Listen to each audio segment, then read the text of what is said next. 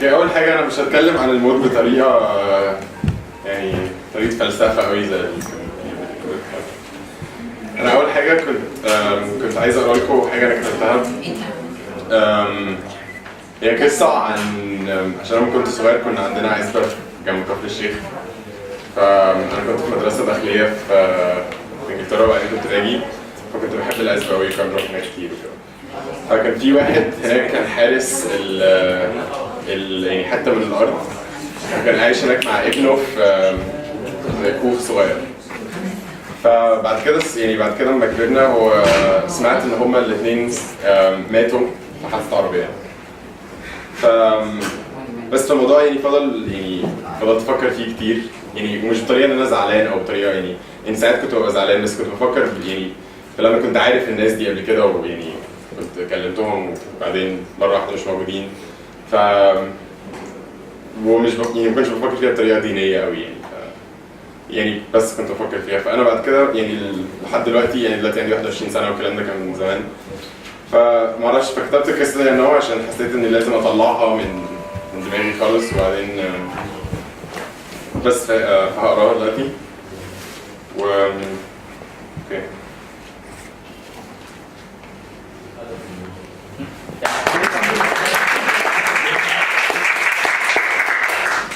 هي ممكن يعني معرفش ممكن تطول سنه، بس هي مش طويله قوي، بس انا حاسس ان هي طويله، بس هي 4 صفحات. بس قدامك 3 دقايق ونص.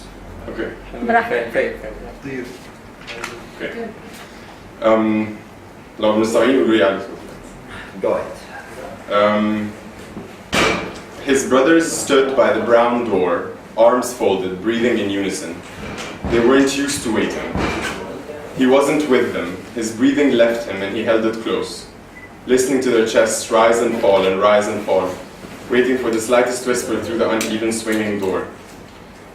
He didn't care if it was a girl, and had even thought about it sometimes. Thought about, putting her on a mule and walking her through the orange trees. Ustaz Said, came the nurse's voice. He jerked and ran past her into room 504, a small room, almost perfectly square. He looked only at the bed where his wife was. He knew where she was and he only looked there. And on either side of him, he heard the convulsions of 3 other women releasing the contents of their wombs. He thought for a second about which one of these women's children would be buried out by the million palm trees, never for a second thinking it could be his own.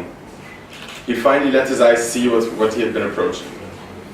His wife, Nafisa, was lying at an impossible angle, and a long trail of scarlet on the yellowing sheets.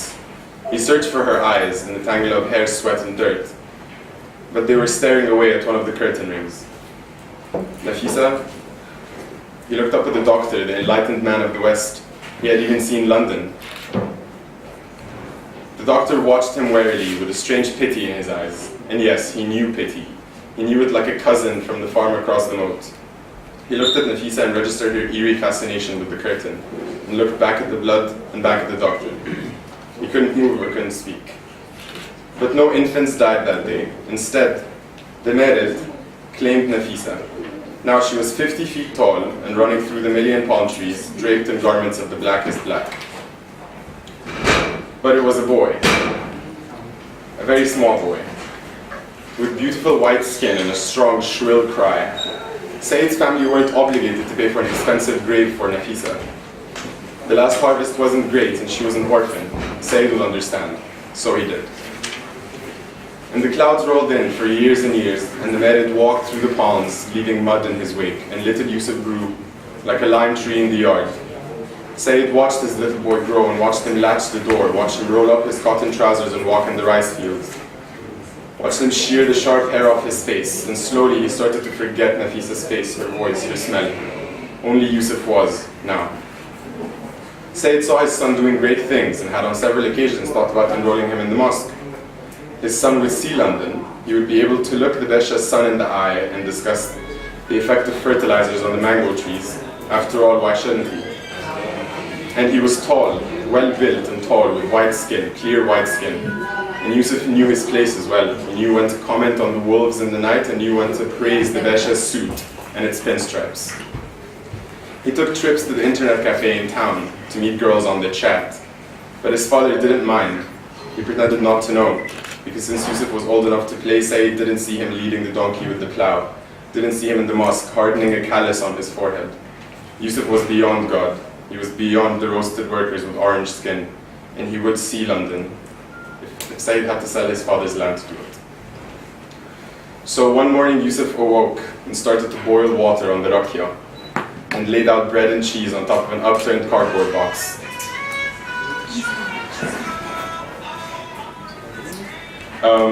He walked out of the hut and looked at the magenta break in the sky when he heard his father rise and shuffle to his side.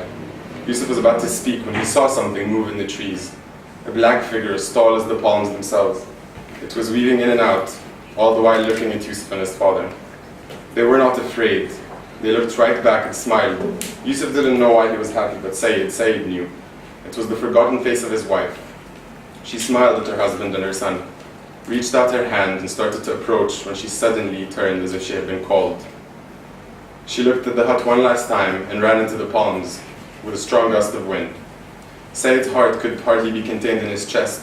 He ran into the hut with tears in his eyes, took out his life savings from under the loose rock in the wall, and threw his galabeya and waistcoat in a bag. He ran to Yusuf and threw his shirt and black trousers at him, told him they were going to Cairo, for this was not Yusuf's place. And his mother had approved. This was a sign Yusuf had seen, hadn't he?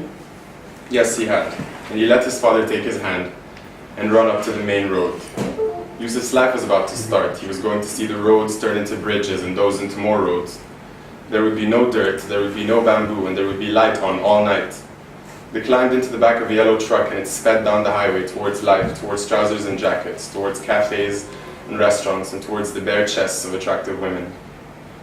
Said felt it too, when something caught his eye, two figures running through the palms on the side of the highway. Said stood up and screamed his wife's name, waving frantically. She turned her face and he saw it as clear as a drop of dew on an orange in winter. She was sad, for he knew her when she was sad, and her eyes moved from Said to the road ahead. He turned and saw a lorry heading at top speed towards them. He screamed, pushing Yusuf to the ground and sheltering him with his own body. There was nothing else, and he would not lose his son. But the merid always gets what he wants. And that day, 4 figures ran through the palms, and the gust of wind blew over the lonely hut and the water boiling on the rakia.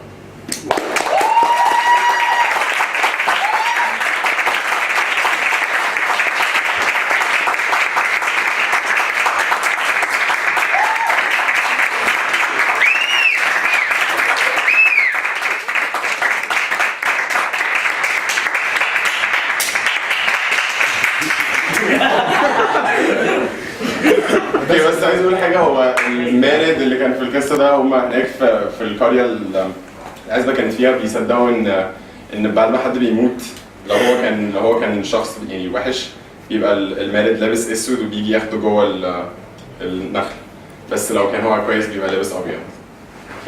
بياخدوا جوه النخل برضه؟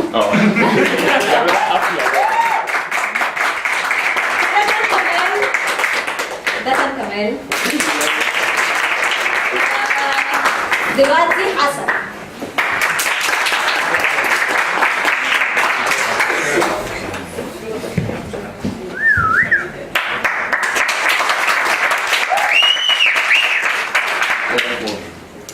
انا هحكي لكم قصه لما اختي عيت. عايز تقعد؟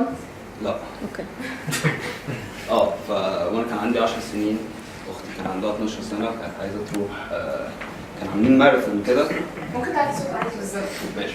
عاملين ماراثون كده عشان يجمعوا فلوس فور تشاريتي، وكان في ستاند بيعمل شاورما، فهي راحت اخذت واحده شاورما فراخ واكلتها وجالها تسمم من الاكل.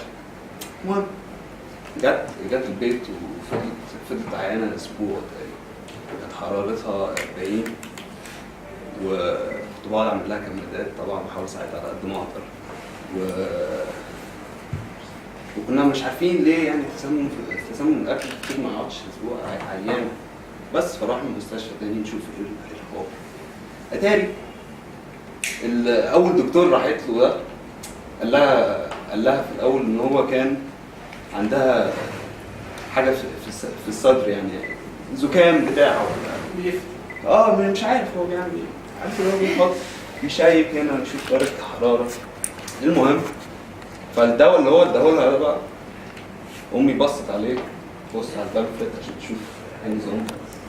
اتضح انه الدواء ده ما كانش اصلا لسنها، كانت هي عندها 12 سنه والمفروض يدوا الناس عندهم 16 او 15، كان تو ايرلي. المهم فنقلناها لمستشفى ثانيه عشان نحل الموضوع ده. اتضح ان الادويه دي عملت لها تسمم كيماوي في بطنها،